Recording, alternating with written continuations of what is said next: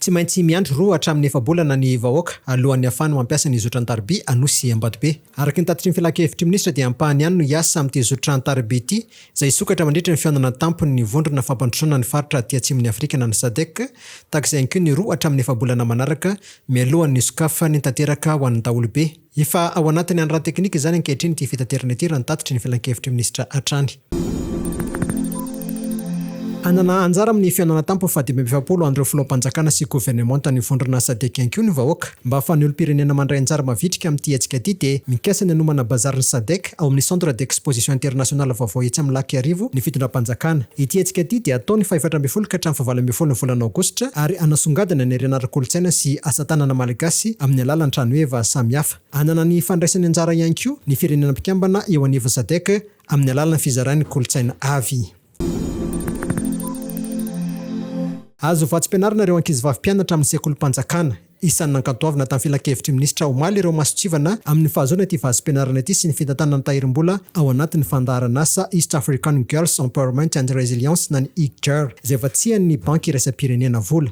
Anisan'ireo masotsivana mba ahafana misitraka izany vatsim-pianarana izany fianarana eo anivon'ny CEG ao anatin'ireo faritra 12 izay miara-miasa amin'ity tetika asa ity. Ka tafiditra ao anatin'izany ireo ankizivavy izay mianatra amin'ny klasy T6, T7 sy T8. Ho an'ireo namerina klasy araky ny fanambarany filan-kevitry minisitra dia tsy maintsy mandray anjara amin'ireo fanadinana isaky ny 2 volana izy ireo izay amarinina amin'ny alalan'ny bulletin de note. Foana avy hatrany kosa vatsim-pianarana io ho an'ireo izay mialan-darana sy ireo tsy mandray anjara amin'ny fanadinana. Tsy naombolatra ny VAROTRA Jirofo tamin'ny tapaky ny taona 2024 ho an'ny Madagasikara. Nilatsaka 27,500 izany ny abetsaky ny jirofo naondrana raha oharina tamin'ny taona teo aloha araky ny tatitry ny banky foiben'ny Madagasikara izay nivoaka tamin'ny talata lasa teo. Raha nandefa jirofo manodidina ny 204 taona tamin'ny tapaky ny taona 2024 ny firenena malagasy dia nidina 800 taona izany tamin'ity taona ity. Voalaza fa vokatra ny rivodoza sy fivaovan'ny toetrandro ireo fihinan'ny vokatra ireo izay nisy fiantraikany tamin'ny faniry sy ny famokarana. Na dia teo aza izany dia nitombo 7,700 ny vidin'ny jirofo teo amin'ny tsena iraisam-pirenena.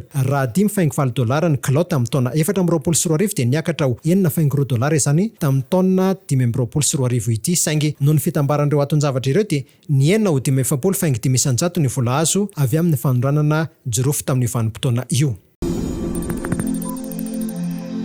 Fa nanolotra ny taratasy manamarina ny mamasivon'ny Nosy Maorisy azy tamin'ny filohan'ny Repoblika andry Rajoelina omaly i Bruno Cunniah. Izy izany no misolo an'i Marine Françoise Labelle izay nitazona izany andraikitra izany teo aloha.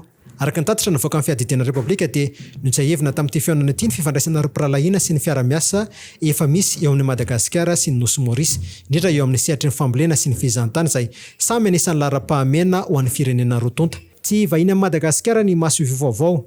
Tao anatin'ny 20 taona mahery, hoy izy tamin'ny tafatafa izay nifanaovany tamin'ny gazety maorisiana iray dia efa nitsidika matetika ny Madagasikara izy ary efa manana fahalalana lalina momba ny kolontsaina sy ny tontolo ara-toe-karena eto amintsika.